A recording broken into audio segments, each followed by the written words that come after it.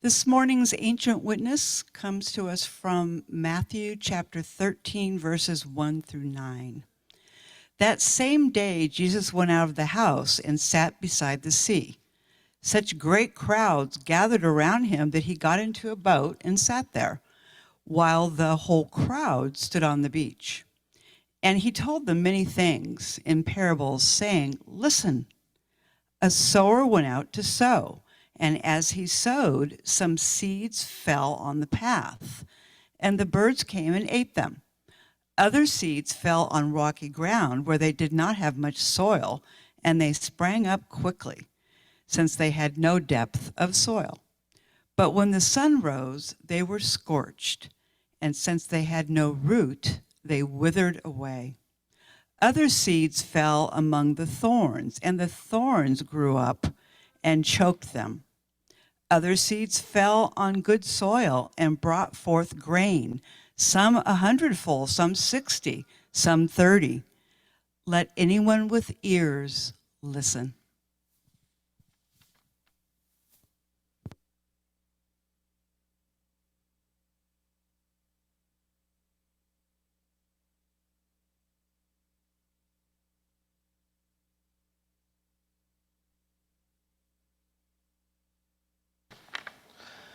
Well, good morning, and thank you for inviting me to come and be with you in your midst this morning.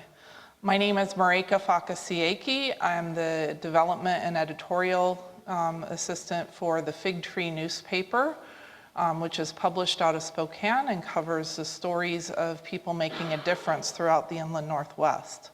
Some of my background: I grew up in the United Church of Christ in Eastern Washington. My mother, Mary Stamp, is the editor of the Fig Tree, but she is also the editor of Pacific Northwest Conference UCC News. And so we've had a long-standing connection within the United Church of Christ in this region. Some more of my background is that I studied with the World Council of Churches and at Pacific School of Religion for my Master of Divinity, and also at Gonzaga University, and my undergraduate degree was in International Studies at the University of Oregon. So I wanted to share with you this morning that from the text in the Bible, Matthew 13, chapter 1 to 9, about the parable of the sower. 2 years ago in our spring benefit, our theme was spreading seeds of hope.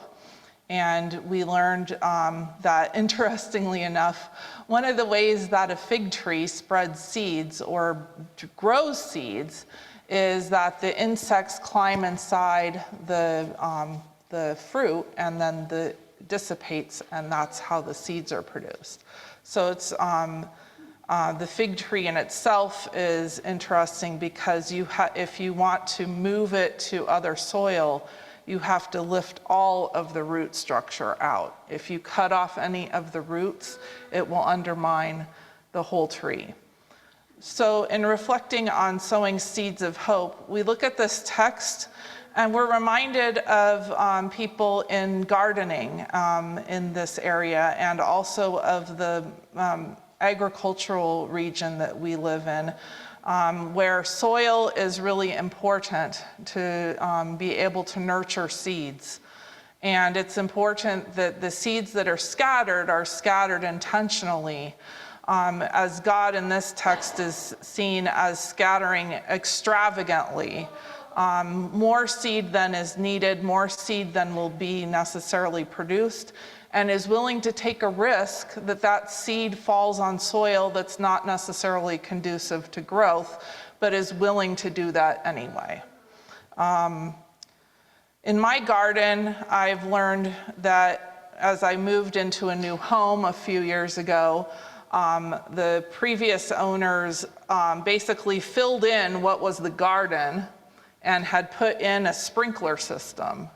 And fabulous as it was for me to start out, it has been very hard to develop a garden. So we started a tiny plot next to our home, and we had to transplant soil and move that in, and then we were able to plant that first year. But the second 2 years, we weren't going to be there. And so we simply let things grow that were happening in the air and from birds, and we let those things grow. And it's been very interesting to see just the natural habitat coming back even in our manicured garden of plants that are native to this region. And the birds are coming and they're nesting in those plants. So it is in this way that I reflect on the text about the life of this newspaper, the fig tree. We said in the social gospel movement at the turn of the 1800s to the 1900s, William Rauschenbusch said that it was important to have the Bible in one hand and the newspaper in the other. And so that's really how we've come to understand ourselves as the fig tree, as that the good news that comes to us in the Bible should also be what is transmitted through the media and through communications to help build up the community instead of tearing it down. So some of the mission of our organization is that since we've been around since 1984, we've witnessed in this community a lot of the hate groups that have risen up, not just now, but in the 1980s was the rise of the Aryan nations. And one of the founding people for the fig tree was Bill Wasmuth, who was a priest in Coeur d'Alene, whose home was firebombed right when we were starting this newspaper. When I was growing up, we started by just putting the papers on the living room floor of my house and literally pasting all of the labels onto the paper by hand. So that was an interesting way to grow up in a journalist's household. But the purpose of the fig tree is to promote communication among people and faith and nonprofit communities in this region, to break through divisions among people of faith, to build understanding, and to promote unity and action for the common good. And we work as an ecumenical and interfaith organization to inform, inspire, and involve. With the main goal to educate people about what's happening in the community, about inspiring ways that they can live out their faith in the community, and to engage, to be able to act on your faith witness in the community so that the whole community is built up and lifted up. And this is not an easy time to be doing this work. I mean, even in the 80s, when we thought that the far right was going to have its day, the Aryan Nations compound was eventually taken down, and court cases were held against it, and they understood that there was concern about people's safety in this region because of hate crimes. And so it was important that we built a witness through this media outlet to be able to serve as a way for people of faith and of good worth in the community to speak to each other about what was happening in their communities. And so that people could live and could worship and could work alongside each other in peace and unafraid. And that's the text from Micah that the fig tree came from, is every one neath your vine and fig tree shall live in peace and unafraid. And as we see right now with the rise of the alt-right in our nation, there is still a need to be speaking out and to be raising concern. Part of the history of my family is coming out of the bringing together of faith communities around the globe to form the World Council of Churches. That my grandfather, my mother's father, had been to the Faith and Order, Life and Works meetings of the World Council to call for Christian unity between world wars, when faith communities were being pitted against each other during the wars in order to instigate fear and hatred so that people could fight each other. And that there was much bloodshed simply because people of faith were being manipulated to pick a side. And each of the sides was saying, God with us. And so you see, that's how the faiths were being treated, as if they were stomping grounds for war. And we see that even into this day. My grandfather attended the first assembly of the World Council of Churches with his wife, with my grandmother, in 1948 in Amsterdam.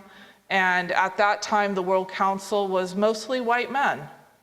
But in the 50 to 75 years since its inception, it's become more diverse and reflected truly the indigenous and the multicultural communities that are rooted in Christian faith throughout the world. It's important to note that my mother came out of this heritage as the editor, Mary Stamp, and she went on to do journalism and to study with the World Council, and then I went on later to study with the World Council on issues of peace and justice. And we engaged with other people throughout the world, with other theologians who were facing similar tactics of governments and of divisive groups in their nations, and learning from them it's not so much how are they combating those, but how are they confronting those views that are dividing and conquering their countries. And so we would go to World Council assemblies, not just to see our friends, but we knew that the risk that they were taking in those countries might mean that they would lose their lives. And so we went to assemblies in person because it was before Facebook, in order to find out who was still around and who was still doing this work, because it was a bit of risk-taking at the time. We knew people who were just if you were a journalist who was working in a faith community, your life would be at risk. And so it's to say that it's important to understand that people in communication who are telling the truth to people of power are constantly taking their lives at risk. This comes out of a piece of, like a quote from one of the general secretaries of the World Council of Churches, who said that in order to be an ecumenist, in order to be questing for Christian or interfaith unity, you had to have three things: a loose screw, a sense of humor, and a death wish. Now, the loose screw is because you need to be able to understand different viewpoints and to take different points of view seriously, but also understand that in facing some of these hard times, you might find your mind on edge. Secondly, a sense of humor, so that you can laugh in the face of the devil. And that is not an easy thing to do, because you can't always tell who the devil is. And third, to take a death wish is to take up your cross and follow Christ. And that means all the way to the end. I think oftentimes as Christians, we find ourselves in the rocky soil or in the path on the side where we want to take the easy way out. But we're not necessarily aware of the risks that Christians and people of faith have taken over centuries in order to simply survive wars and threats of war. So I wanted to share with you, I spoke with, when you read the fig tree, you'll see that we have color photos now. When we originally started, we were black and white. But what we're trying to do is reflect a multicultural framework that is really existing in this region, and to express the stories of people who are making a difference from the grassroots. But we speak with individuals because we know that people's story are more than just the headlines of right or left or black or white or Republican or Democrat or independent. So we try to speak with and understand respect people's stories for what they are, and try to communicate their authentic selves with the community. Because we're just simply telling stories can inspire others to act. Venerable Thupten Semke of Sravasti Abbey is part of this monastic community. And I met her last week at the Faith Action Network cluster meeting. And she said how grateful she was that we had thought to share her story on the front page, because their community was heavily impacted by the fires in our region. They had to evacuate their whole community and were given, people opened up their homes to them. So it's just like a simple thing like that, and a simple act of opening up your homes to a monastic order of Buddhism in our region is an act of spreading seeds of hope. There's other stories in this issue that are interesting. There's Catholic Charities and Gonzaga University are offering speakers for Laudato Si, Day of Prayer and Action on the Environment within the Catholic Church. There's a series of training sessions about wrestling with the truth of colonialization and people working on domestic violence. Retreats held at Immaculate Heart Retreat Center, working with people who are disabled, and working on the shalom of the community in the homeless coalition. So you can see, like, even in one issue of the fig tree, you get an entire spectrum of points of view and stories to tell that you probably won't hear about in mainstream media. A lot of the role of mainstream media is to divide us and to fill in and entertain us, but not to build community. And so that's really the role of faith-based nonprofit media, is to build up the community and build up the beloved community. So my question to you today is, what kind of soil are you? Are you rocky soil? Are you on the path?